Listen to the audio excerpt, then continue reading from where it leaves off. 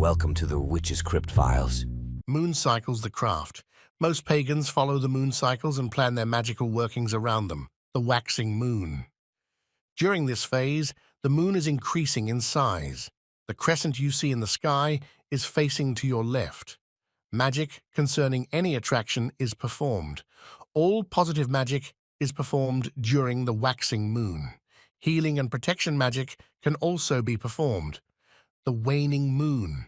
The waning moon begins after the moon is half illuminated during the waxing moon.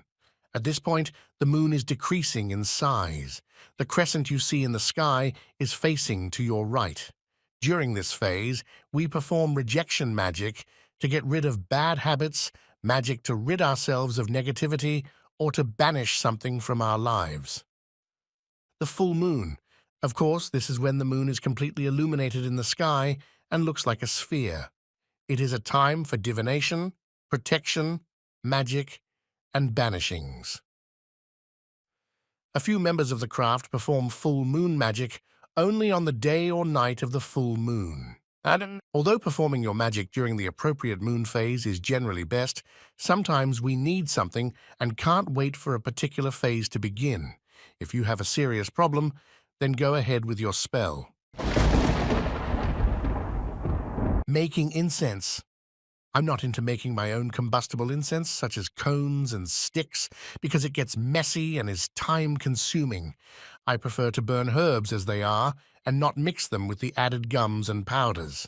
To burn your incense, purchase some charcoal blocks, not charcoal for barbecuing. You can find self-igniting incense charcoal blocks at many craft stores. You'll have to check some stores in your area. If you can't find them locally, you can visit an online witchcraft or pagan store. These self-igniting charcoal blocks come in different sizes, but I generally use the smaller ones because I never need my incense to burn for extended lengths. Place a charcoal block in a censer or in a ceramic dish filled with salt or sand. You don't want to burn your dish. Light the charcoal and sprinkle your loose herbs onto it once it has started glowing. This will burn your herbs and release their fragrances. You can use so many different mixtures of herbs for different purposes. You can use one herb or mix several that correspond with the intent of your spell or ritual.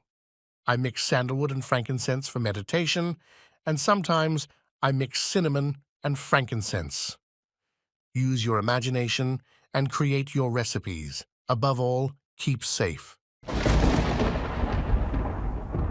Herbs and witches. If witches can be said to have magic powers, it is our use of herbs. Some suggest it was our use of herbs that got us burned at the stake or hung till dead in the first place. The old word for knowledge of herbs and their many uses is wort cunning. At this, witches should excel. It is from the use of herbs we get our reputation for healing, or, in a minority of cases, harm. For centuries, herbs were the only medicine available. Even after the notion of modern doctors of medicine was invented, the poor people of the countryside probably only had access to the village wise woman and her herbal cures. Lucky for them, really, as early medicine was more likely to hurt than help. We know the Greeks had over 400 herbs in use, more than half of which are still used today. The Egyptians also had quite an herbal repertoire, many of which are still in use. That is all for this episode of the Witch's Crypt Files. Do come back to see me in the next episode. Merry part.